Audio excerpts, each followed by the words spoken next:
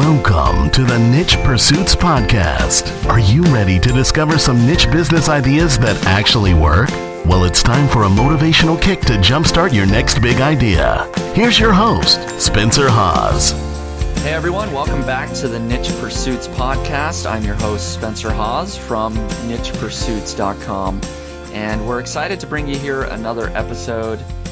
And of course, I've got Perrin, my co-host, with me as usual. Perrin, how you doing? Pretty good. How's it going, guys?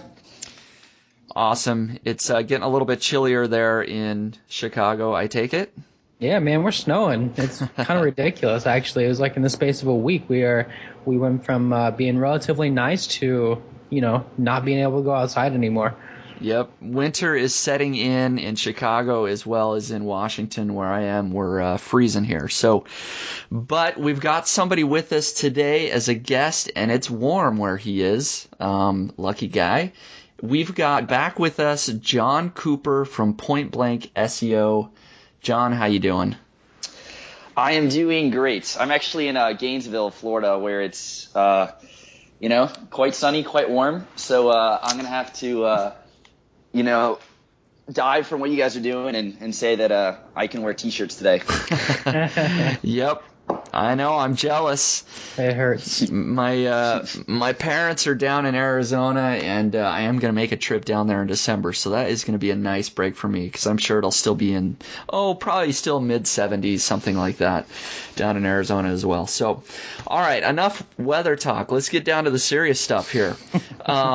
So you've been on the show before, Jon, and for those that maybe don't remember, can you just tell us a little bit about your current business and kind of what you're involved in day to day?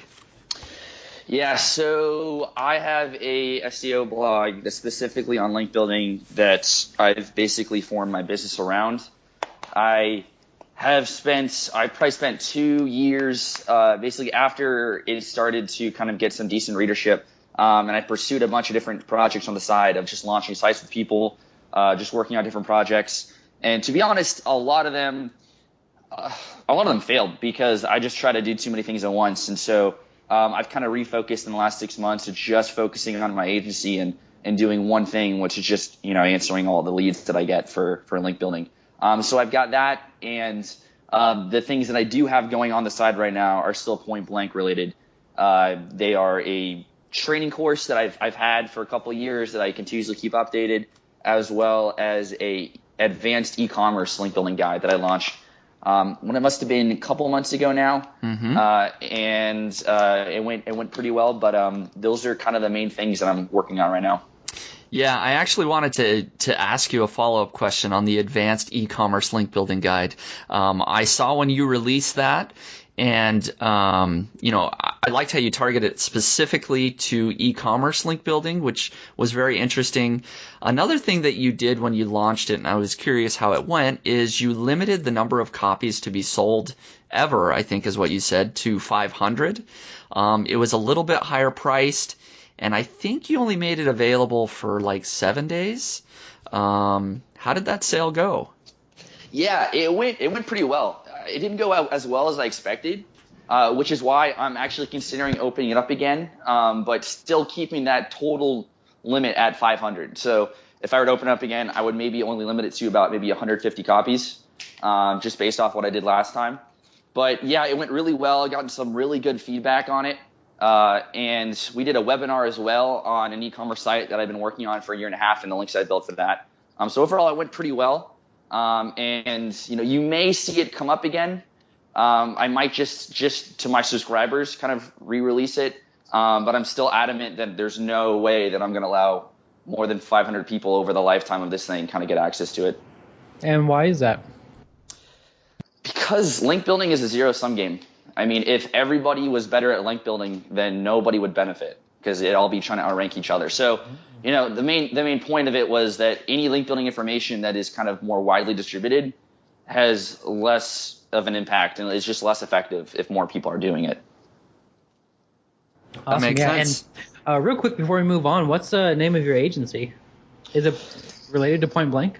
Yeah, so it's funny because The actual name of my agency that my team is under is called Hyperlinks Media, and it's spelled with an Lynx. And if you Googled it, you might find like maybe incorporation documents, and that's about it. Because I just never decided to kind of run with a name. Because I get all my leads through my blog, and I wanted to kind of launch this kind of as its own thing. But to be honest, a little bit of laziness of me just not even launching an agency website, just because I get, again, as many leads as I want through my blog, which is pretty cool. And I'm just really not happy with the name at all. Like, I really want to change it to something that doesn't have, links in it, because I want to eventually do some outreach as the agency for some higher level stuff. And I'm not going to, put that in the name. So anyways, yeah, it's kind of been kept under wraps, but, everybody finds me through my blog. Yeah, that's awesome when you have a big enough reach and big enough audience that you can just launch an entire business directly from your blog like that. Can you give people an idea of the types of services that you offer? I mean, obviously you're doing link building, but I guess what kind of clients are you looking for? What sort of price level is this at? Just to maybe weed out some people that might contact you, because I'm sure this is you're going after a little bit bigger clients, right? Oh yeah, I could honestly get 3 or 4 times more leads by just doing some simple things like putting on my blog, hey, I run a link building agency and I'm actually looking for clients. But I don't do that. And I also, on my contact form, if you actually go and visit it, the title of the page of my contact form is something like "Don't ask for free SEO advice."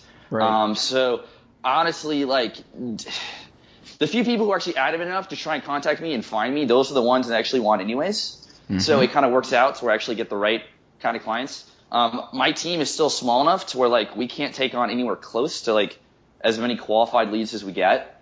So we've weeded them out just based off like the types of links that we get right now. Like we do a lot of kind of like resource page and a lot of like broken link building, and that's just not right for everybody. I mean, there are plenty of spaces to where it doesn't work in. So we kind of weed out based on that. I do have the luxury to work on some projects with some pretty cool brands. So I get to like, pick out the brands that like hopefully people would know when I outreach. Mm-hmm. Just, kind of a perk of kind of being known as kind of a expert per se on this. And like pricing levels, I mean, we don't take on anything small just because, and I guess small, like I'm trying to think the last time I took on a client that did less than $2,000 a month. A little while ago now, but the point is like if you're going to do any type of like quality and actual link building, like you have to invest the time to kind of really understand the company, understands all the advantages and disadvantages of them over others, of their content, of their main business, and to really invest in like actually doing quality outreach and all that stuff. I mean, it takes a lot of time and investment, and we don't, we can never do what we do with a $800 or $900 a month budget. Right. So we do definitely weed out based on that as well. Makes sense. And I want to ask you just one more sort of additional question about what you're doing in your existing business, and then Perrin and I are going to try and get some free advice from you, of course. But you mentioned that you've been involved in an e-commerce business. I know you talked about this on our last podcast. Are you still involved there? And if so, how's that going? Yeah, I'm still involved there. It honestly hasn't been as nearly as big as I wanted to, and it's still like gradually growing. I mean, there's still some potential there, and I still, own and operate to an extent. But I've kind of shifted focus just because, like, I mean, honestly, when I get leads for kind of the things that I'm getting from my blog, and I just had a realization, like, I need to take advantage of this now, because even though, like, ultimately, like, I enjoy working on the e-commerce site way more, despite we had some issues with Panda just because we were drop shipping and we had a lot of product pages with no unique content, and it sucked because we were getting really great links, but we weren't growing nearly as fast as we wanted to because we had some content issues that I just didn't love doing, which is why I just do link building. It's been okay, but I guess I'm not as excited about it right now just because I'm kind of putting it on hold and some other things on hold while I kind of hopefully execute on really building this agency out kind of while I can. No, that makes complete sense. I think a lot of us could probably use that advice to focus on things that are working for us right now. I know that's been a problem of mine forever is that I always have a lot of different projects, and if I were to focus on one or even two of those, my business would probably grow overall, actually. So, I would just say that, like, before 6 months ago, I kind of sucked at making money because I tried to do a lot of different things. And when you're doing like new ventures, you can't pull yourself in 3 or 4 different directions on 3 or 4 new projects. I mean, there's one thing to like gradually grow something on the side, and that's something that you can put some incremental time in. But like in terms of like new things, which is, you know, what a lot of people listen to this, and you guys especially are trying to do, like new sites, new projects and whatnot, like you cannot pull yourself in too many directions. So the minute I actually had a laser focus on kind of this agency is the minute I realized, like, all right, now I can actually start making some decent money because I'm just picking one thing. And even now, it's still just hard to maintain that discipline, but it's been, you know, a huge impact on my bank account when I just figured out how to not do more than like 1 or 2 things at a time. Yeah. Yep. No, that makes sense. So before the podcast, Perrin and I shared with you the URL of our new authority site that we're working on. Mm-hmm. And so this is a big project that, you know, I've been mentioning on my blog, and we felt like the best use of this podcast, not just for selfish reasons. I mean, obviously we want to get your advice on our site, but we thought it would be a more interesting podcast for listeners as well to get specific advice on a specific site that, you know, hopefully they can take that general advice to their own sites and build links the way that perhaps you recommend, or at least, you know, can analyze a site the way that you're going to analyze ours here. So with that preface there, you know, we've done a lot with our site currently to build links to that. We've put up a scholarship page and reached out to universities to try and get links back to that page in our site, and we've done that. We've found lots of resource pages and been reaching out to try and get links back through those. We've posted shareable content on Reddit. Perrin even just yesterday created a new infographic and started posting that on infographic sharing sites. And overall, we're taking a very white hat approach to our site, doing a lot of outreach and finding contacts and trying to get those links. I guess now that you've looked at our site, what do you think our next steps are for link building? Yeah, so I think the best thing to do is to first kind of go over what you've done so far. Okay. And kind of go from there. Because what I've like started to tell people is like, stop looking for like genuine crazy new ideas to just, you know, like just like brand new tactics that are going to blow everybody's mind. I mean, there's nothing out there. I mean, most of the stuff in terms of like raw tactical ideas have been published somewhere, and it's really not about finding some crazy new thing to do, but instead of like figuring out how to just do a few things really good and figuring out how to do them in new ways. So with that said, like, let's first focus on the scholarship because you mentioned it. And actually, do you guys want to, we mentioned before this conversation about talking about kind of the general niche you're in. Do you want to reveal it yourselves? Yeah, let's go ahead and reveal that. So we decided we'll mention the niche. We are in the education niche for people listening, and which is, you know, one big reason why we created a scholarship page and have been so successful reaching out to universities. But yep, we are in the education niche. That'll help us with our conversation going forward, I think. Cool. So yeah, let's start off with the scholarship thing because that was the first thing you mentioned. So the thing about scholarships is it's frustrating to see how many sites are using scholarships to build links. And not to say that I haven't done it myself. I mean, I've done it myself. But the frustrating thing is like a lot, like 80 to 90% of like those creating scholarships to get links either are doing it completely wrong, or I wouldn't say completely wrong, but they're not doing it correctly to get the most value out of it, or they shouldn't even be doing one altogether. So let's start with the second part. Should you actually do a scholarship? If your business does not tie into some academic area in a very relevant way, then you probably should not be creating a scholarship. The reason for this is because the first part I mentioned about like not doing it correctly, which is getting links from general scholarship pages at this point pass little to no value. And I don't really mind sharing that because ultimately, like, there's no drawback of saying that in terms of like keeping that behind closed doors. But like I've seen this across many sites. I've had conversations with people. Links from general scholarship pages just aren't really doing much. And talking to these guys, talking to Spencer and Perrin about kind of the traffic, you would expect that, getting links from EDU sites, which is, what you guys have done so far, would be a lot more impactful in terms of kind of the results you're currently seeing from traffic. And I think that just kind of helps prove that links from these general scholarship pages just aren't doing much. So what you should be doing, you should first, A, figure out whether or not you should actually create a scholarship based off whether or not there's any academic area that's actually relevant to you. And then B, if you do create one, only target links from pages that are solely about scholarships for that area. So it looks like your scholarship, it doesn't really classify into like one specific academic area, which kind of makes things tough because if you were to pick one, and I'm not saying that like, there actually might even be one that would be like really like a really good fit for you guys. But if you were to pick one, you would only want, for example, if you had a law scholarship, you would only want to get links from scholarship pages from law schools and from pages that are only linking out to law scholarships. And the reason for that is because I think Google is seeing, hey, there are hundreds of outbound links here on this page. And all the core businesses, like the core real value adds of what these websites are doing, share nothing in common. There's nothing relevant about them. So therefore, like, how much of an endorsement is this for their the value add and reasoning of like why they exist?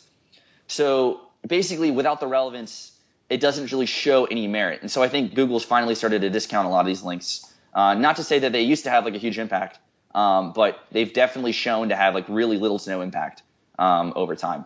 Now, it doesn't mean that there aren't some general scholarship pages that wouldn't be worth getting links from, just because like the law of just low number of external links on a page can help pass more PageRank. So I think there is value in those examples. But overall, like, if it's not a relevant listing page, and if it's not surrounded by other relevant kind of scholarships, then it's really not going to have much impact. So does that kind of make sense to you guys? Yep, that makes sense. So, I mean, in our case, you're not necessarily saying that our page has been bad or the links that we've been getting are bad. It's just they're not going to have a huge impact because they're not super relevant. Yeah, they're not toxic at all. Right. I mean, I would never consider these links to actually like be a problem, but they're just going to be like a waste of time.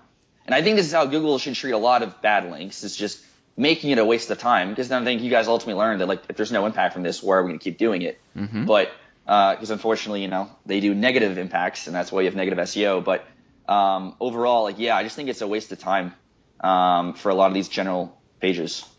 Okay. Yep. And a lot of these, again, I mean, we have just been starting out, and so we almost see it as a way as, we're kind of getting a base set of links. And so I agree that maybe there's things that we could be doing that are a better use of time, but at least we're getting a few base links, if you will, out there at this point. But I agree. So what else do you see when you're looking at our link profile and analyzing our site? Anything else that you see right off the bat? Yeah, and real quick, I want to take a step back. I didn't mean to be super critical about what you guys are doing.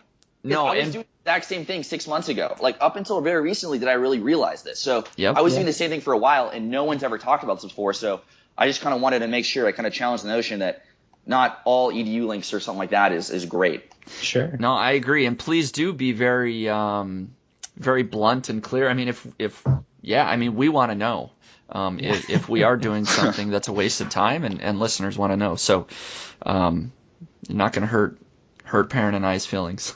Yeah, and like we were even talking about going back through our list and following up with some of these schools that we reached out to that gave us a response that maybe didn't end up putting a link up, but now we can save those hours and maybe build some other types of links.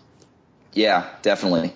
So looking at kind of the other links you have, nothing looks, some links there are some decent links in here, but I think it's actually shown me, a good intro into kind of talking about kind of the way that link building is, and I should probably let off with this, but I think it's important for a lot of people to realize that what link building kind of was in terms of an impact maybe 5 years ago to what it is today, and kind of in a different way. So it used to be that like if you got great links, you could continue to rank better, and you can almost hide bigger problems on your site just by getting some really great links. Mm-hmm. But what I found, only in the last maybe couple of years or so, and the more and more as time goes on, is that if you have bigger issues on your site, and not to say that you have issues on your site, but basically you can't use links to kind of cover up other things on your site. So I've seen a lot of sites that get great links,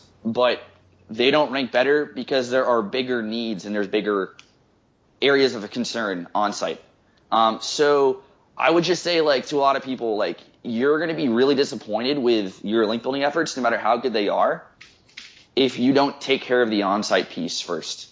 And this is something I struggled with because it was tough taking on clients who I know had some on-site issues, and we don't do on-site stuff, and I didn't want to turn them away because they were really cool. But ultimately, like, at the end of the day, we'd have not a lot of results to show for. We'd have some great links to show for, but not a lot of results, just because, I mean, if these pages aren't even well optimized in the first place, and if you had some, content issues in terms of duplication, some Panda issues, I mean, is a big red flag. But overall, like, you can get great links and still not rank well. And I think that's just what some people are starting to realize. And so what are some of the biggest on-page issues that you see? I mean, is it just the quality of content, or not using proper keywords, or what are you seeing? It's really everything. It could be the architecture of the site, like how does the link juice like flow internally? That could be a big inhibitor on like you actually getting any impact from your links. In e-commerce site, making sure you actually have decent content under category pages and product pages.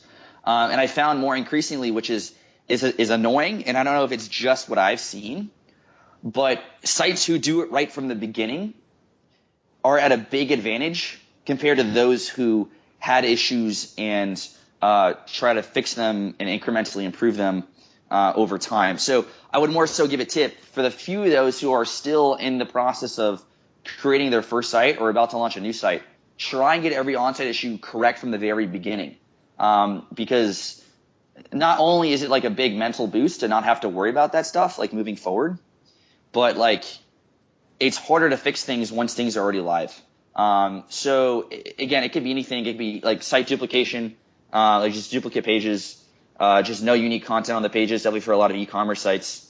I guess those would be the biggest, but they're definitely, you can't really overlook them anymore and just build links.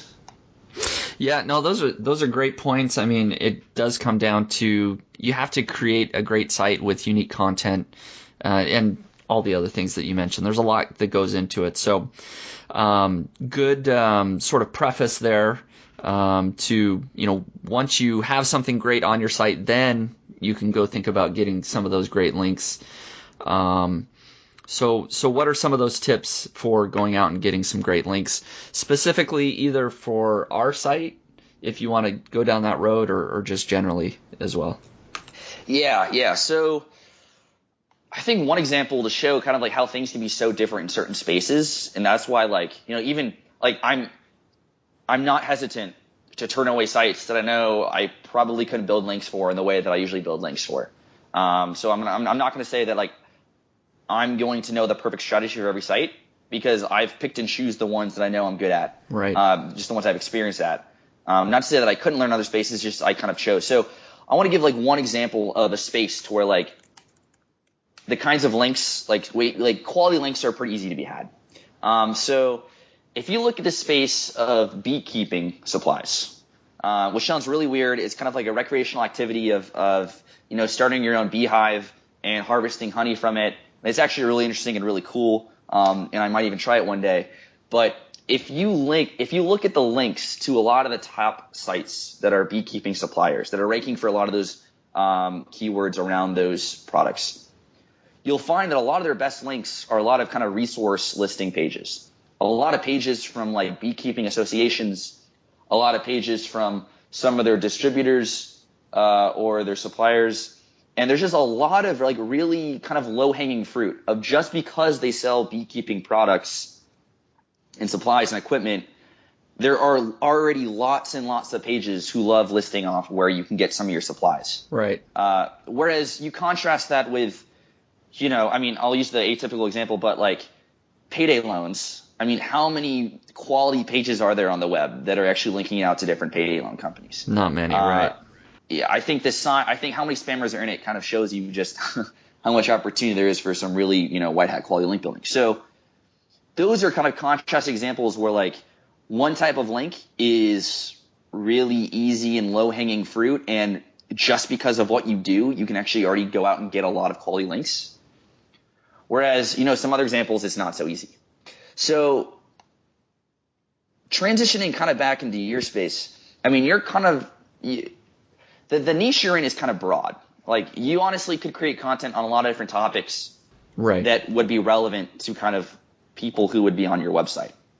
So the good news for you is that you can look at all the different kind of sub niches beneath you that have some of those different keywords where there's entire sites around, and look at the links they're getting. Because I honestly spend a very large amount of my time just doing competitor research and just looking at the links that either directly, direct competitors is obviously where everybody starts, but unfortunately where a lot of people stop. But then looking at other niches related to you, looking at more narrower niches below you, which would be in your case. Mm-hmm. So some of these different, big head keywords are like, again, an entire kind of niche in and of its own. But looking at as many related sites and looking at what they're doing to build links, looking at the kinds of pages that are linking to them, the kinds of content they're creating to get links, and just going from there. Because I always like to say, like with link building, you don't really need to reinvent the wheel. There's been enough people to do like enough creative things on the web to where like you could easily just sit down with a subscription to any backlink index and just plug away any site you come across and look at how they're getting links. I've honestly spent like entire days doing that at one point. I've wasted a lot of time, but I've learned a lot. Right. So honestly, like, I don't know if I can give you like a ton of relevant examples off the top of my head, but I would say like you could easily sit down and spend the time to figure out how everybody else is doing it in your space. Because I know I've worked in a kind of a similar space, one of those sub niches below, education, and there's a lot of things you can do based off all the different sites that I found just within that niche. No, that makes sense. We actually have been talking about it, and maybe to help this make a little bit more sense to our readers. So we are in the education niche, but it's not like Security Guard Training HQ, which is a site that, Pat Flynn did that everybody knows about. We're much more general, and we're aiming to be a much more broad authority. And so what you're saying is that we could go into some of those sub niches like security guard training or whatever happens to be on our site that we're going to keep a secret, and look at the people who are linking to that type of content and really get down on a more granular level and reach out to those folks. Yeah. Another thing to consider is just, I know in the education space, things are really tough, and if you are going to go do that approach, you need to do it beyond more than just a couple different sub niches. Like if you're going to do that approach of like, okay, we found this type of resource we could create, and we know if we created this piece of content that there's lots of these different resource pages that we could qualify for, for example. You should do that in a bunch of these different sub niches and just not one or two. Because when you are more general, you have a tougher time ranking for all those individual keywords than individual like niche competitors because of the relevance play. The relevance play is honestly something that's just becoming a more and more theme, especially in link building, that like relevance is kind of the new PR. It's kind of a cliche that I think I've heard elsewhere, but it's really true, and that's kind of why I talked about scholarships in the way that I talked about. But definitely, if you are going to go take that approach and look at all your different like granular sub niches below you, do it on a more wider basis and try and do like maybe 5 or 10 of these pieces, like launching them and building links to them at a time. So you can kind of maintain the fact that you are more of a general site and that you can kind of qualify for those opportunities in the same way. Right. I think that makes sense. That's some great advice as well, that we can take back to the drawing board and start looking at some of those sub niches and see what competitors are doing down there. So yeah, and can I actually jump in and just real quick ask if you think that same kind of strategy would work for somebody else building an authority site in some other niche. So say, for example, I'm building a fitness site, and I'm not, but say, for example, I'm building a fitness site and I want it to be a very large type fitness site, like, men's fitness or whatever. Would it still be worth my time to, say, go into like a very narrow vertical that I might be covering somewhere on my site, say handstands or whatever? Yeah. And then look at people who are covering that type of thing and then chasing their links? Can I do that with other types of niches? Yeah. And my only advice would be don't do that like once or twice. I mean, do that on, it might take some more time to build up those content assets at once and be able to launch it once. But I've just found it to be a lot less successful when handstands. We know we get a lot of links on that, so let's launch it tomorrow. Let's get a few links. Why isn't that pushing the needle? It's really not, because it's still pretty small, even though you might have gotten a fair amount of links from it. So yeah, you can definitely do that anywhere. Great advice for anybody listening in. I think that can be applied pretty generally across the board. So let's maybe dig a little bit deeper here if we can. Anything else that you see on our site that either good or bad, that links that we currently have that we should have just avoided, or new types of links maybe that we should be looking for? Yeah, nothing stuck out at me as anything that was really bad. A lot of links that are if you're trying to do it a white hat way, it's not that they're gonna be toxic. It's just I would just say not to continue pursuing those, because it just might not be worth your time. Yep. Nothing really kind of stuck out at me. I'm looking at them right now, but yeah, nothing that kind of really stuck out. Hey, that's a win. Not bad. We're not totally failing, but we are really interested in what types of links we should be pursuing, and that's one of the questions that I wanted to ask you in a more general sense, so that our readers can maybe apply it more quickly. And I know this is the type of question that somebody in your position probably hates, but I'm going to ask it anyway, so bear with me. I'm really wondering about the most efficient type of link building you would recommend, or maybe one or two types, because for a lot of our audience, this is not a full-time thing. It's something they're doing on nights and weekends. They don't have 40 hours to go do a huge link building campaign. So if someone's only going to be building a couple types of links, or only has limited time, what's a really efficient way to go about doing it, or what would you recommend? Yeah, so I guess those things kind of conflict when it comes to want to do the most efficient thing, and then also being the most limited on time, because I guess the most efficient thing is really to get other people to build links for you, in terms of focusing on one big content asset. Because if you average, if it becomes successful and if it kind of gets covered by a bunch of different blogs, if you average that over the time you spend into it, it's probably gonna be the least amount of time invested to get the most amount of quality links. But if you have a limited time, you probably don't want to invest in a huge content piece.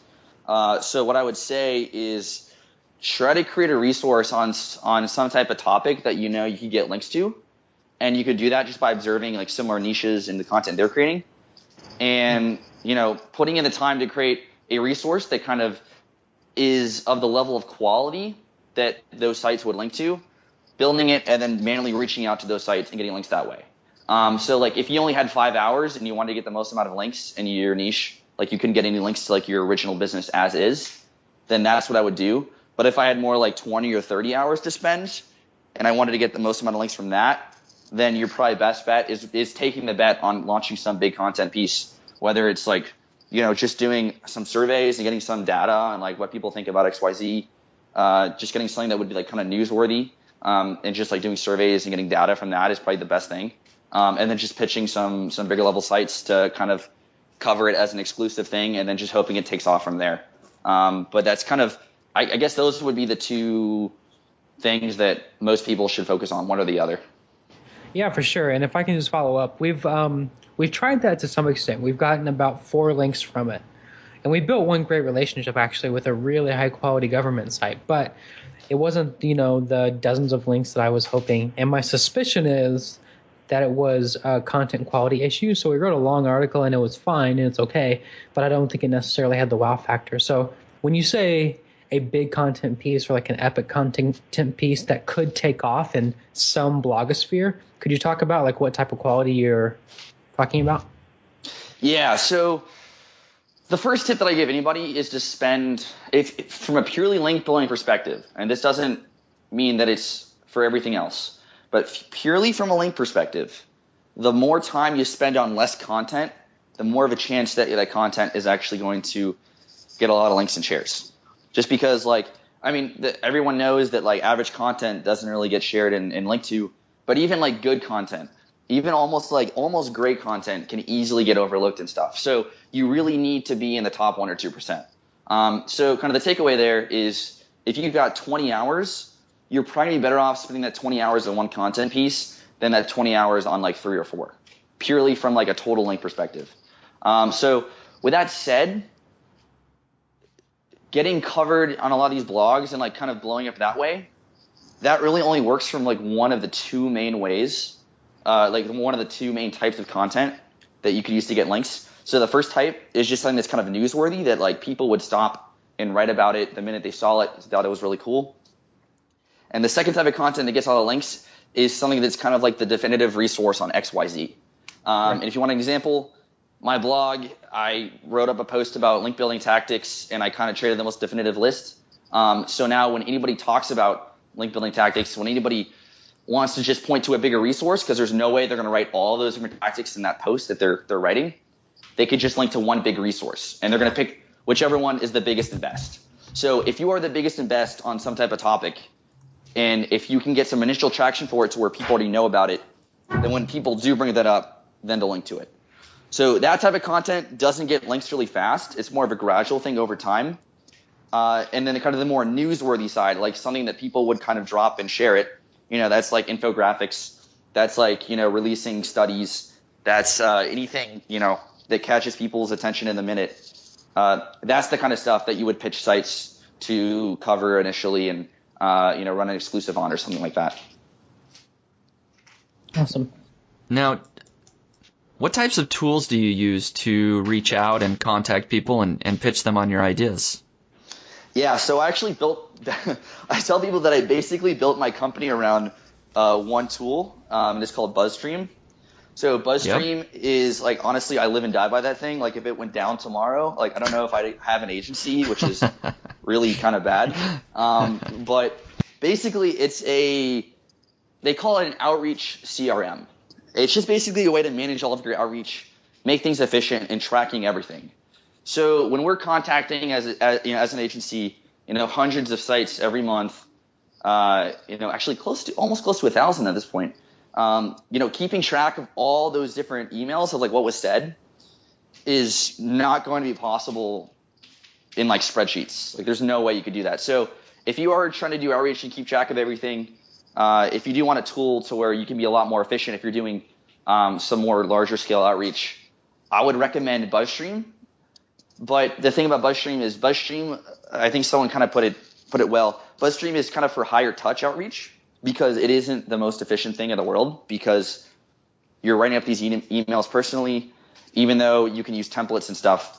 If you wanted the most efficient thing to do outreach with, you would use just like a bulk email send program, which you could probably find one just by Googling like bulk email tool. But yeah, we use BuzzStream to manage everything. They actually have some really cool features in there to, for example, they keep track of response rates.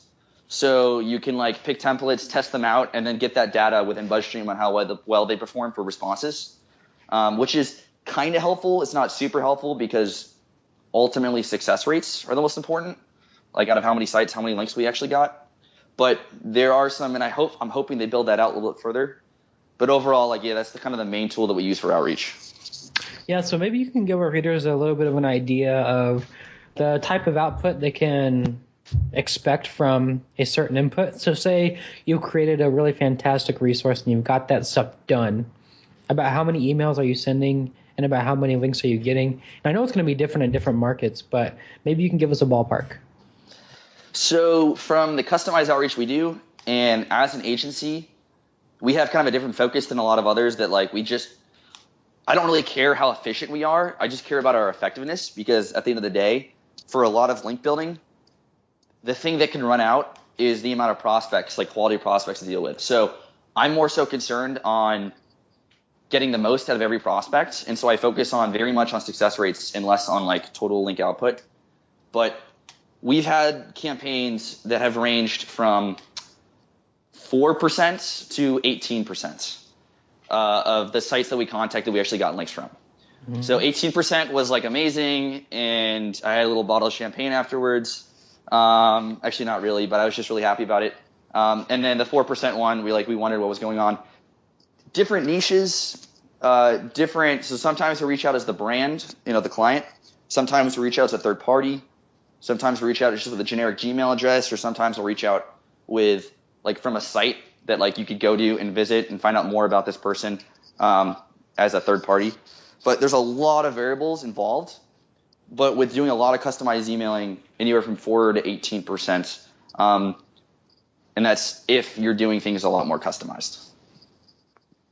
All right, now I want to actually move on for the last few minutes of our podcast here and give you a chance to talk about your Point Blank SEO link building course. It's something that I've mentioned before, of course, on my blog, and I'm sure we talked about it on our podcast previously. But people want to know, is the course up to date? Has it changed? SEO is an ever evolving,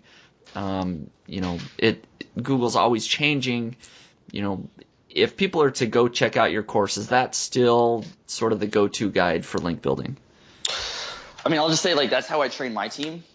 We do have internal kind of process documents on how to do specific things, but in terms of giving them the foundation of link building knowledge, that's what I use to train my team. So if it fell out of date, then that would kind of conflict with my own agency. So I do keep it up to date, but here's the thing: a lot of information is very white hat. A lot of the information is not the kind of stuff that comes and goes every 3 or 4 months, which is kind of slightly irritating. And that every 2 months I get an email saying hey, is this still up to date? Including members, and I have blog posts internally, and we did a big update this past summer on some things that do go a little bit outdated, like the spreadsheet of link building opportunities. But overall, no, we do keep it up to date. Not much of the core information really goes out of date unless Google stopped using links as a factor. Then I guess you wouldn't even need the course in the first place. But there's not a lot of information that really comes and goes as new Google updates come and go. Yeah, and if I can help you plug it, it's been a really cool resource that we've been building our site, mostly because if I'm sitting around and I find myself with an hour of downtime, I can go look at the link strategies, and there's something on there I can go do, Mm-hmm. There's 100 of them, right? 101. Yeah. There's an insane amount of link strategies. And just yesterday, I'd never tried posting an infographic anywhere, but we have this huge resource with tons and tons of data that we paid a researcher to go do and fill in. I took some of that data and put it in a nice infographic using an online tool, and 20 minutes later, I have a do follow link on a DA86 domain or something. So as far as just chasing down some easy links, it's such a really great strategy. And there's a lot of good resources for some of these more in-depth outreach oriented strategies, like guest posting or creating great content that attracts links. So it's a really, really good course. Yeah, thanks. I appreciate it. Yeah, that's kind of how I see the course as well. I've always looked to it as the core link building for what's white hat, what's always going to be working with Google. It's always a resource that I can look back at, and if, like Perrin mentioned, if I'm sort of out of ideas, it really is a great resource. There's always going to be tactics that people are trying, I guess, on the fringe of the internet, to try and rank in Google, but those things, like you said, come and go. Whereas you're building a real business out of link building, and so you're going to focus on the things that actually work and work over the long term. So for people listening in that want to go check out the link building course, they can go to nichepursuits.com/pointblank SEO. And again, that's nichepursuits.com/point-blank-SEO. Before we let you go, Jon, is there anything else that you'd like to share with us, either as far as link building or just anything else you'd like the listeners to know about? I think we covered it all. Yep, I think so. So is the best place people can follow along just at your blog, or anywhere else you want to send them? Yeah, my blog, I'm not really good at social media, but I do like tweet quite a bit, and that's probably where I spend the most time of like doing active updates on just stuff, of just little tips that I come across as I'm kind of like actively building links. But yeah, my blog and kind of Twitter would probably be the best places. Sounds good. So pointblankseo.com is where people can follow along with Jon. Yeah, Jon, just thanks a lot. Some great tips for our site individually, but I think generally speaking, people can take what you've shared and apply it into their own business. So thanks a lot. Yeah, of course. Anytime. Yep. Thanks, Jon.